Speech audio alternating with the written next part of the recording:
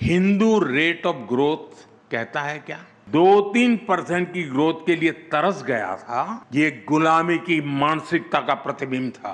हमारी हिंदू सभ्यता और हिंदू संस्कृति है।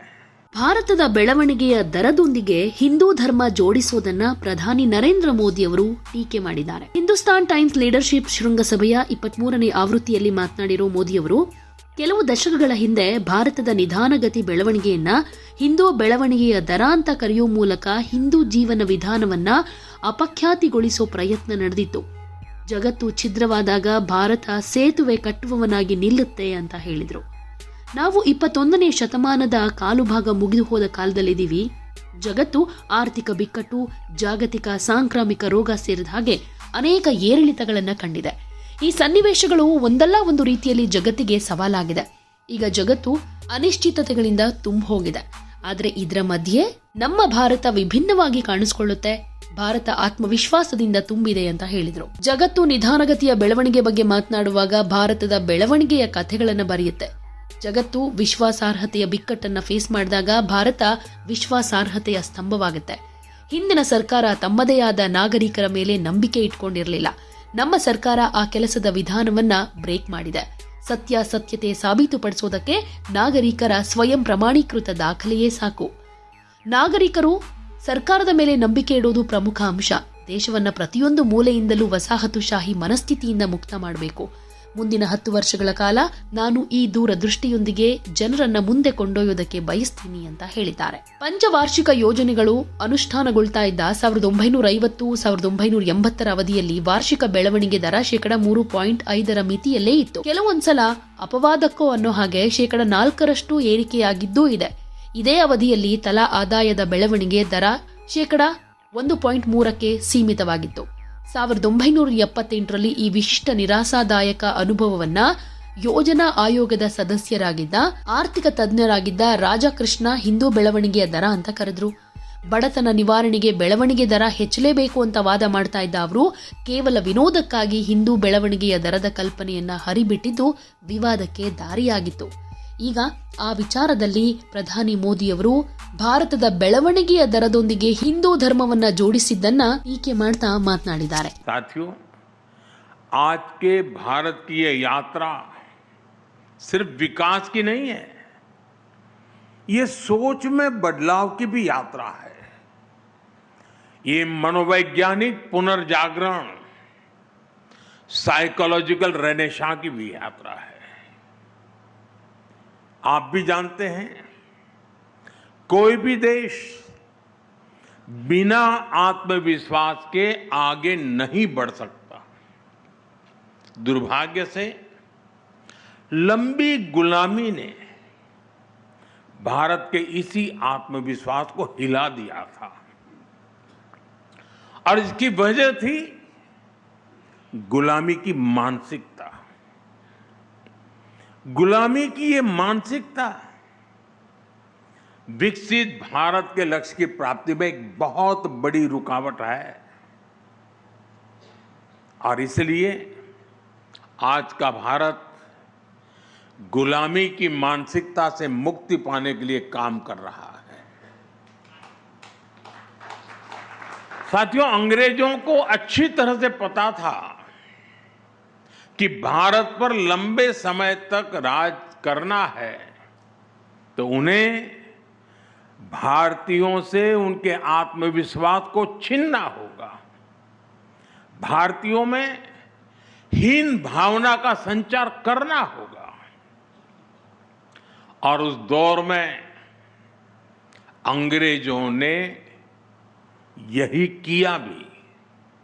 इसलिए भारतीय पारिवारिक संरचना को दकियानुसी बताया गया. भारतीय पोशाक को अनप्रोफेशनल करार दिया गया. भारतीय त्योहार संस्कृति को इरेशनल कहा गया. योग आयुर्वेद को अनसाइंटिफिक बता दिया गया. भारतीय आविष्कारों का उपहास उड़ाया गया और ये बातें कई दशकों तक लगातार दोहराई गई पीढ़ी दर पीढ़ी ये चलता गया, वही पढ़ा, वही पढ़ाया गया, और ऐसे ही भारतीयों का आत्मविश्वास चकनाचूर हो गया। साथियों, गुलामी की इस मानसिकता का कितना व्यापक असर हुआ है, मैं उसका कुछ उदाहरण आपको देना चाहता हूं। आज भारत दुनिया की सबसे तेजी से ग्रो करने वाली मेजर इकोनॉमी है। कोई भारत को ग्लोबल ग्रोथ इंजन बताता है, कोई ग्लोबल पावर हाउस कहता है। एक से बढ़कर एक बातें आज हो रही हैं। लेकिन साथियों, आज भारत की जो तेज ग्रोथ हो रही है, क्या कहीं पर आपने पढ़ा, क्या कहीं पर आपने सुना, इसको कोई हिंदू रेट ऑफ ग्रोथ कहता है क्या? दुनिया की तेज इकोनॉमी, तेज ग्रोथ कोई कहता है क्या? हिंदू रेट ऑफ ग्रोथ कब कहा गया? जब भारत 2-3% की ग्रोथ के लिए तरस गया था। आपको क्या लगता है, किसी देश की इकोनॉमिक ग्रोथ को उसमें रहने वाले लोगों की आस्था से जोड़ना, उनकी पहचान से जोड़ना, क्या ये अनायास ही हुआ होगा क्या? जी नहीं, ये गुलामी की मानसिकता का प्रतिबिंब था। एक पूरे समाज, एक पूरी परंपरा को अनप्रोडक्टिविटी का, गरीबी का पर्याय बना दिया गया।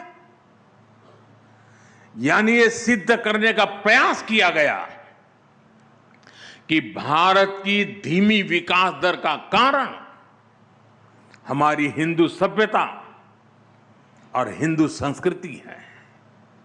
और हद देखिए, आज जो तथाकथित बुद्धिजीवी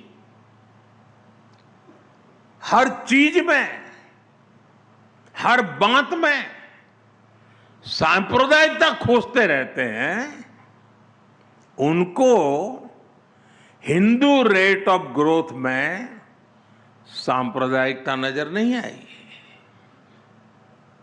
ये टर्म उनके दौर में किताबों का, रिसर्च पेपर्स का हिस्सा बना दिया गया। साथियों, गुलामी की मानसिकता ने भारत में मैन्युफैक्चरिंग इकोसिस्टम को कैसे तबाह कर दिया, और हम इसको कैसे रिवाइव कर रहे हैं, मैं इसके भी कुछ उदाहरण दूंगा। भारत गुलामी के कालखंड में भी अस्त्र शस्त्र का एक बड़ा निर्माता था। हमारे यहां ऑर्डिनेंस फैक्ट्रीज का एक सशक्त नेटवर्क था।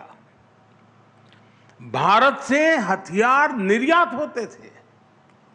विश्व युद्धों में भी भारत में बने हथियारों का बोलबाला था।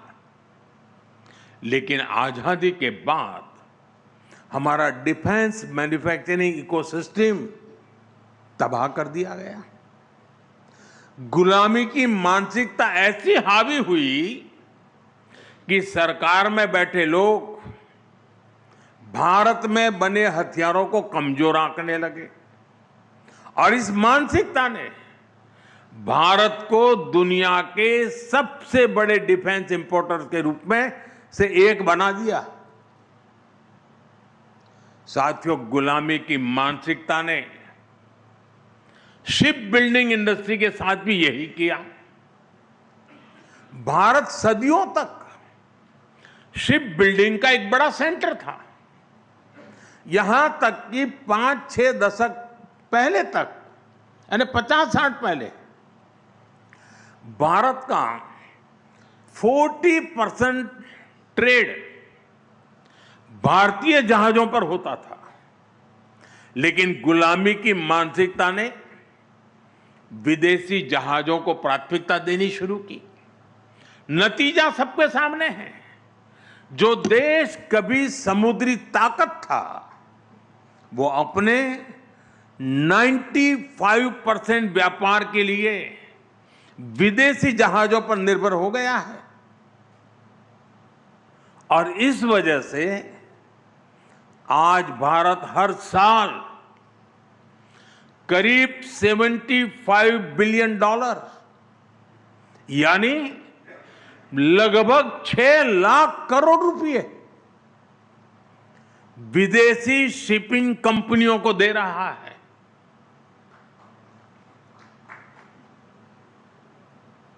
साथियों, शिप बिल्डिंग हो, डिफेंस मैन्युफैक्चरिंग हो, आज हर सेक्टर में गुलामी की मानसिकता को पीछे छोड़कर नए गौरव को हासिल करने का प्रयास किया जा रहा है।